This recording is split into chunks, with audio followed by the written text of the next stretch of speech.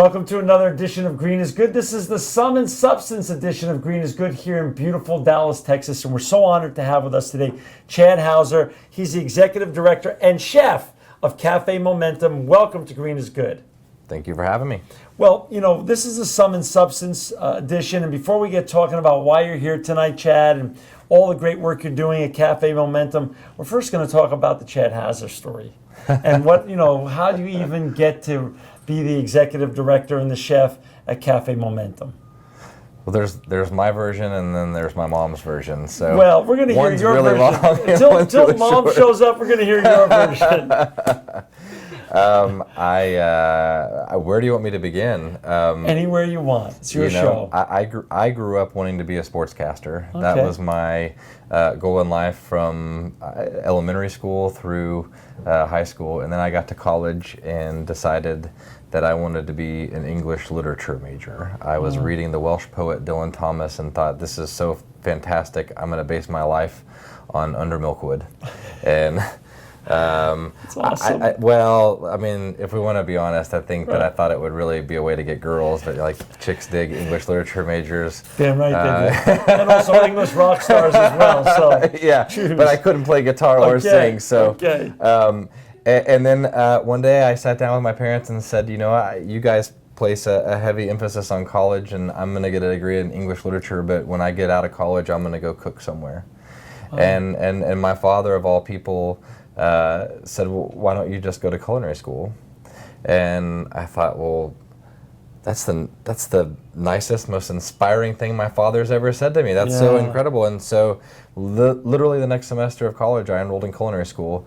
And the semester after that, got a job cooking for the first time ever professionally. Right. And I guess, as you say, the rest is history. I did approach my father. I've been cooking for 18 years, and I approached my dad about 5-6 years ago, and I said, for all these years, I've just thought, golly, what an incredible father. I mean, telling his son to follow your passion, don't worry about anything, just follow your passion. And I said, but something just occurred to me. And he said, what? And I said, you were thinking, the heck's he going to do with a degree in English literature? And my dad just patted me on the back and he said, but son, you love to cook. Point well taken. Point well taken. Point well taken. But food's always just had a tremendous impact on me. I grew up in a true Southern family, a true Texas family. I have East Texas roots. My grandfather drove a bread truck for a local bakery for 30 years. My grandmother was the woman that sat at the grocery store handing out samples of ice cream. My mama sold peaches and cucumbers at the Dallas Farmers Market when she was a little girl. And every single Sunday when I was growing up, we all went to my grandparents' house. My mom, dad, aunts, uncles, cousins, everybody went to my grandparents' house for Sunday supper. And Grandma cooked? Oh, well, everyone cooked. Everyone cooked. My grandfather was an incredible gardener, and they lived in an area of Dallas that is traditionally kind of called a ghetto area. Wow. But my grandfather always had a garden in the back and a greenhouse. And so as a kid, we'd run around the garden. We would beat the snot out of each other playing football, my cousins and I. So if this was Sunday night, what would we be eating at your grandparents' house tonight? It varied. My grandmother could really dig into Southern creativity, or sometimes she would attempt fried rice in a cast iron skillet, which is some of the best fried rice I've ever had in my entire life. What was your favorite meal there that you was? Without question, her chicken and dumplings. Really? Oh yeah. I mean, that was the absolute epitome of cuisine. Everything revolved around her chicken and dumplings. Of course, it was a little bit saddening to hear, a couple decades later when I'm cooking professionally and people are asking me, what's your favorite dish? Oh, my grandmother's chicken dumplings. My grandma was like, I used to just buy those store-bought biscuits and roll them around in flour and throw them in the pot. The secrets came out then. And I was like, you really didn't have to tell me that. But that food was a lot more than just cooking. Right. Food was family. Food was love. Food was camaraderie. That's right. It nurtured the soul, not just your belly. What was dessert? Oh, well, Favorite as I mentioned before, she wasn't big on desserts. Okay. Which I guess bucks the true Southern tradition. Yeah. But there were staples at their, backtracking a little bit. Now you remember that this is the early to mid 80s. Right. So this is the height of all the Slim Fast and all Yeah. that. So dessert was always becoming optional at that point, Got right? it. Right. So, You're right. and goodness knows my mother and my aunts were big on all of those trends. But my grandmother, being the woman that was always at the grocery store handing out ice cream samples, you were always guaranteed to find a container of Neapolitan ice cream or vanilla ice cream. Perfect. In their freezer, and that was good enough for us. That was good. That was the go-to dessert when you needed it. Exactly. Got it. So now fast forward and talk a little bit about when and how you came up with the idea of Cafe Momentum. At the time, it was about 6 years ago, so I've been cooking for about 12 years. I was a board chair for an extremely small nonprofit called Dallas Farmers Market Friends. And we were putting together an ice cream contest at the Dallas Farmers Market, and the idea was very, very simple. And I said, when I say small nonprofit, I mean our goal was to raise $300. It's nice. Give the winner of the ice cream contest $100, and then we spend $200 buying a dry erase board for the farmers market staff, and pat ourselves on the back and call it a year. Right. But the ice cream contest was very simple. Have local college culinary students make ice cream, come down to the farmers market, have the public pay $5 to sample all the ice cream, and vote on who had the best ice cream. And at one of our board meetings, ramping up to the actual contest, one of my fellow board members, who was a gentleman that ran a nonprofit that put together programs inside several of the Dallas County juvenile detention facilities, said, well, can I bring 8 kids from one of my nutrition classes that we're teaching at the facility? And of course, everybody in the boardroom says, yes, absolutely. This is like double philanthropy, and it all punches our tickets to heaven, and this is so great. And he said, great, I just need somebody to teach them how to make ice cream. And everybody was like, that guy will, and pointed right at me. And so about a week and a half, 2 weeks later, I was out teaching 8 kids in juvenile detention how to make ice cream. Wow. And what I didn't realize when I walked in that facility, what I realized when I walked in that facility that I didn't realize driving out to that facility, was that I had stereotyped these sweet kids. And I was just wrong. I mean, it was just right in my face. These kids were great. Every single one of them looked me in the eye when they spoke. Every single one of them called me sir. 18 years in the kitchen, been called many a thing. However, and in several languages, I might add. However, sir, not one of them. But I was so taken aback, and we made ice cream, and we went down to the farmers market, and those kids stood proud alongside college culinary kids. And at the end of the contest, one of the kids actually won the whole thing. And when he won it, I had this moment with him where he told me, he said, sir, I just love to cook. And I said, sir, me too. And he said, I just love to make food and give it to people and put a smile on their face. And that struck me to my core from my childhood about what food means to me. And he said, you know, when I get out of here, I'm going to get a job in a restaurant. And I said, that's so great. And he said, well, where do you think I should work? And he named 2 restaurants, one fast food and one not so fast food. And I just said, whoever hires you first. And I drove home that day knowing that he was going back to jail and I was going home, but also knowing that I would never see him again, because he's under the custody or ward of the juvenile department. They're not going to hand out his private personal information to some crazy goofy guy like me. Right. But I also knew that I had made promises to he and 7 other young men that day, and that I had every right to pat myself on the back for making them feel good for a day. But if I meant anything that I said to them, I would figure out a way to make them feel good for the rest of their lives. And that was the beginning of trying to figure out what eventually became the restaurant that is Cafe Momentum. So that was 6 years ago or so. Yes, sir. So now, what was the evolution after that night on the way home? What happened? Oh man, well, a year of just trying to figure out how to work with these kids, what it meant to work with them. And you know, we thought about doing just a chef mentorship program, and the kids get out of juvenile detention, and we could align them with a chef that could be their kind of job mentor, get them a job in a restaurant, you know, help them out. Well, this was when the economy was tanking and restaurants are closing left and right and chefs are leaving. And the problem with that is that, the two core tenets that they preach in working with these kids are consistency and stability. And there was just nothing consistent or stable anywhere around my industry. Right. And then, not to mention that there's 6,500 kids that enter the Dallas County juvenile system every single year. And I'd like to think I know a lot of chefs, but I don't even know if there's 6,500 in Dallas with all the restaurants we have. Right. Much less ones that I could vouch for. Right. And so after about a year, just came to the conclusion, the idea, why don't we just open a restaurant and let the kids run it? Came up with the idea with my business partner at the time, and she and I just kept talking about it, and then tried to assemble a group of people together that, people that ran nonprofits, people that worked with the kids we work with, people that ran culinary programs, college culinary programs, and restaurateurs, and said, what does this look like? And after about a year of herding those cats, realized that we needed to step up the game, because the one recurring theme that was happening over and over again is anyone that you talk to had the same blatant stereotype about these kids that I did. So in June of 2011, it was a little bit before June of 2011, we decided to host a pop-up dinner in June of 2011, but there was a group of 5 of us putting together this idea that let's host a dinner, let's go in on a Sunday night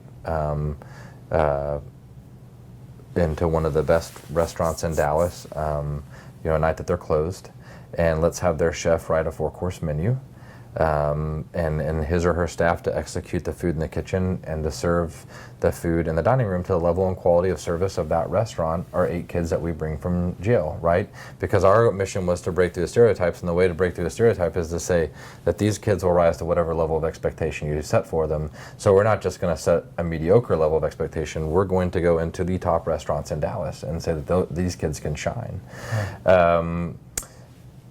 Our first dinner, we were all nervous as if anybody would show up, and it sold out in 24 hours. And over the course of 3.5 years, we did 41 of those dinners, ramping up to the restaurant opening. And doing that ramp up, several things happened. Number one is the dinners took a life of their own.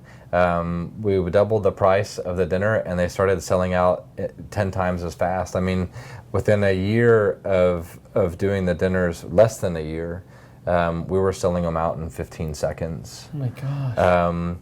It's like a Bruce Springsteen concert. Right. About a year, or hero would be Garth Brooks, but right. I think he just played 7 straight sold out shows. Oh my gosh. But what became inherently evident was that it's great to be doing this voluntarily while owning in your own restaurant, running your own kitchen, but you're really going to have somebody invested in it full time if it's going to go from monthly dinners to an actual restaurant. Right. So about a year after our first restaurant, I sat down with my business partner and just said, I think we need someone to run the restaurant full time, and I think it needs to be me. And she had actually planted the seed in me right after our first pop-up because she could see it. And so I sold my ownership stake in the restaurant and began pursuing it full time, and really started to dive into understanding and knowing these kids a lot more than just what was presented to us in a wonderful monthly dinner. The awesome part about it is that over the course of those 41 dinners, we worked with 172 kids who, at the time of working with them, were incarcerated. Statistically speaking, in our state, in the state of Texas, half of them should have gone back to jail again within 12 months. And if they do, statistically speaking, and common sense tells you that they will spend the rest of their lives going in and out, in and out, in and out, and become what we refer to as a career criminal. So we worked with 172 kids, and half of them, 86 of them roughly, should have gone back to jail within 12 months, and only 18 did. The recidivism rate for the kids we worked with was 11%. Which is at least 50% lower than the national average. Oh, yeah. Oh, drastically, right? Yeah. And the really cool part about it is, the really cool part about it is that we gave these kids hope, right? Wow. But what we also did is we said, not only is this system broken, but if you fix it, there's exponential reward. Not only are you saving lives, but we saved Dallas County taxpayers almost $8 million in keeping these kids out of jail a second time, because in Texas it costs $125,000 to put a kid in jail. And if they go back that second time, they become a career criminal, that's $1.7 to $2.3 million, which means that when we opened our restaurant in January, I was able to proudly look down at the mayor of Dallas and say, you owe me a check for $8 million. It's an expensive dinner. Yeah, I said, but don't worry, I'll open up 8 more restaurants and then think about the return on investment you'll get. Right. But that also means, that deferred lifetime savings of keeping them from becoming the career criminal is $120 million per juvenile.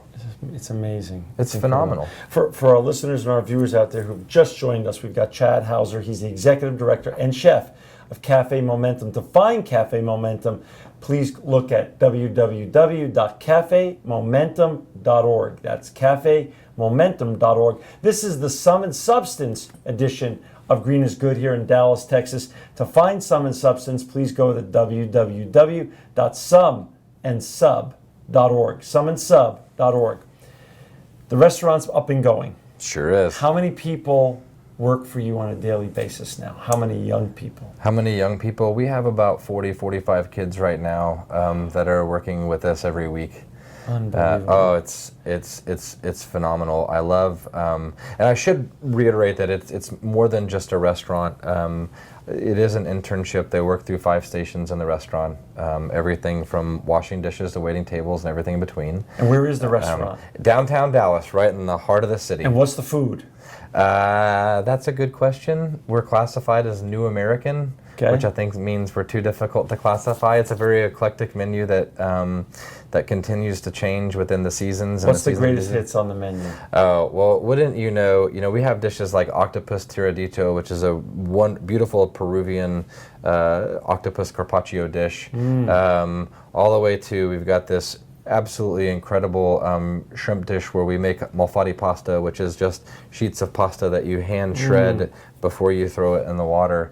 But of course, in the great state of Texas and in the wonderful city of Dallas, the most popular dish on our menu is smoked fried chicken. Smoked fried chicken. Smoked fried chicken. That sounds great. And you're open 7 days a week, 6 days a week? Only Thursday through Saturday. Thursday through Saturday? Just for dinner. Wow. Yeah, we do an inordinate amount of catering at the restaurant, both in-house and off-site catering. How many young people have been through the restaurant working for you in your internship program? Well, since it just launched in January, our goal for kind of a rolling calendar to have was 50 kids per year. Not necessarily all at the same time, but kind of rolling in and out of the internship. Gotcha. And earlier this year, we hit 70. When you sat down and you mapped this out, what did you expect, which has happened per plan, and what did you expect that just never, everything went way different? I expected the kids to show up. I knew that they would come in, they would show up. I knew that they were clamoring for this opportunity, for the hope, for the inspiration. What I didn't realize was going to happen, and I think it's what I'm most proud of, is I didn't realize that we were going to be breaking through stereotypes across the city. I think, definitely our guests had stereotypes about our kids, but our kids had stereotypes about our guests too.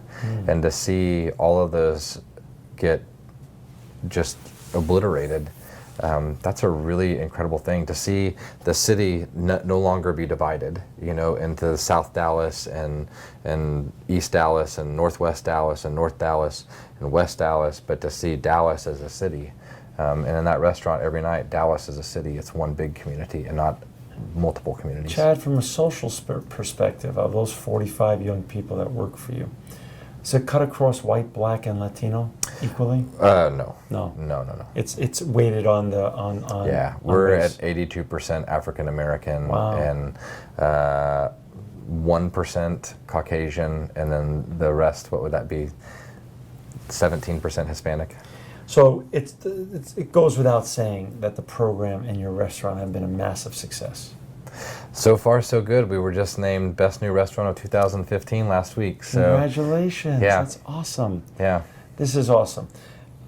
Is there permanent employment available to the young people when they make it through the internship program, or do they then move on to one of your chef friends' restaurants to go work in a more permanent position in the city? Well, I will tell you this. We do have partnerships currently with two really wonderful hotels in Dallas, the Jewel Hotel and the Hilton Anatole, and they're very enthusiastic about kind of continuing on that nurturing educational career building aspect for our kids once they graduate from the program.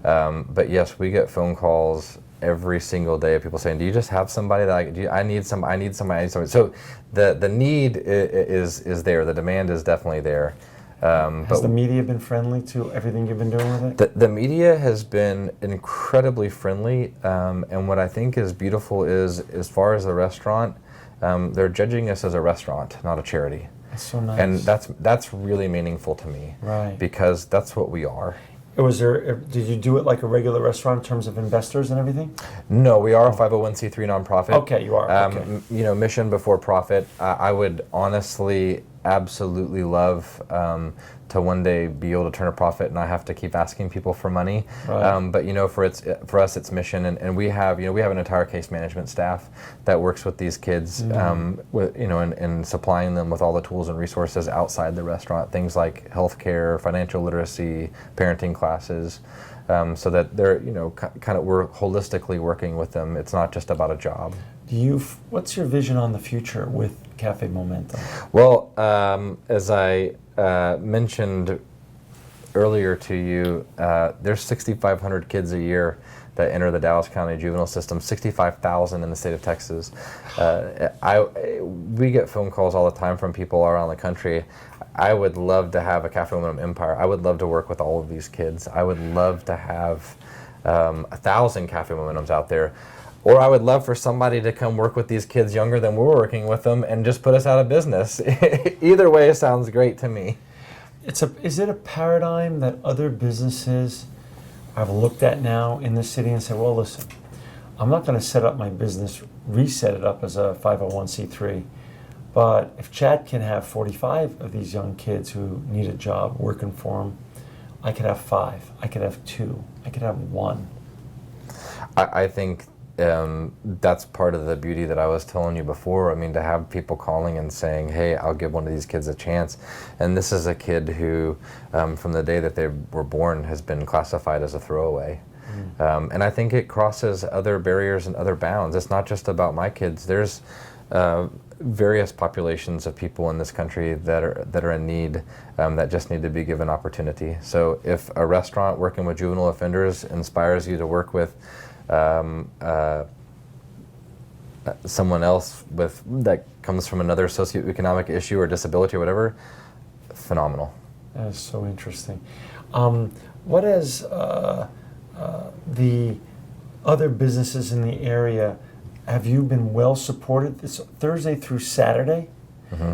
Has the restaurant stayed full, and is everyone excited about supporting, not only because the food is great, but because of the mission that you have that has now become socialized throughout the city? The restaurant has about a 3-week wait to get in, which is mind-blowing to me. Yeah. But what I love is this past Saturday night there were 2 couples in, and as they were leaving, just struck up a conversation with them, and one of the gentlemen looked at me and he said, I hope you don't take this the wrong way. The mission and all is great, but if the food sucked, nobody would come. And he said, I take that back. They would come once. They'd come once, say I did my part, and then they would just never come back. And I looked at him and I said, that's the greatest compliment you could ever give me. And he said, really? And I said, I know. I said, our goal is to set out to be a legitimate restaurant, an incredible restaurant. And when a restaurant that the Dallas Morning News food critic refers to says on any given night can go toe to toe with the best restaurants in the city. It just so happens that we're staffed by juvenile offenders, and any business can be that way. It doesn't have to just be a restaurant. Any business, you can give people opportunity and allow them to be great. That's really true. Do you make your own ice cream there? We're a 100% scratch kitchen. Wow. Oh, we even make our own cheeses. So. Your own cheeses too. Yep. If you can be anywhere in the world tonight and eat at anyone's restaurant, whose food would you want to eat and where in the world and why? That is the worst question ever. I would love to be back in Lebanon with my friend Kamal Mazawak having a metzeh. Oh, that's great. Yeah. Having like a metzeh platter with them. Oh, yeah. Oh, I mean, the that's so full nice. on where they just inundate the table with 30 different plates. Oh, it's great, huh? Yeah. It's a great way to eat. It's the closest thing that reminds me to Sunday supper with my family. That's so nice. Yeah. It's a lot more than just the food. Oh, yes. That's awesome. Any final thoughts, Chad? I want you to end up with the final thoughts here before we have to say goodbye. Any final thoughts you'd like to share with our listeners and viewers on all the great work you're doing at Cafe Momentum? I would just like to thank everyone for the support. I've got the most incredible staff any human being could ever wish to assemble. And that all of us compassionately work our tails off for these kids day in, day out because we love them and we care. But where the real change comes is that every night when that restaurant's open, every catering event we do, a room full of people, pat these kids on the back and tell them, you're great, and I believe in you, and you can do it. And that's where the real change comes from. That's where the real inspiration comes from, and the confidence is being built, and the transformation happens. So I'm just grateful to the incredible support that these kids receive from everyone, not just in our community, but around the country. It's incredible. Which brings me to one last point. I'd be remiss if I didn't bring up, you're tonight speaking at the Sum and Substance event here. And again, for our listeners who'd like to find Sum and Substance, you can go to www.sumandsub.org, sumandsub.org. After you make your comments tonight, what do you want the audience to leave with after listening to you tonight? I want them to think that I don't cuss very much. I hope that they leave feeling empowered. Empowered that a goofball, glorified potato peeler like me can inspire others by working with a population that most didn't know existed. What can they do? That's awesome. And the world is their possibilities. Absolutely. For our listeners and viewers out there, to find Chad and his great restaurant, please go to www.cafemomentum.org. And again, to find Sub and Substance, please go to subandsub.org. This has been John Shegerian at the Sum and Substance Dallas event tonight, the Green is Good special here in Dallas. Chad Hauser, thank you for making the world a better place. You are truly living proof that green is good. Thank you. Thanks, John.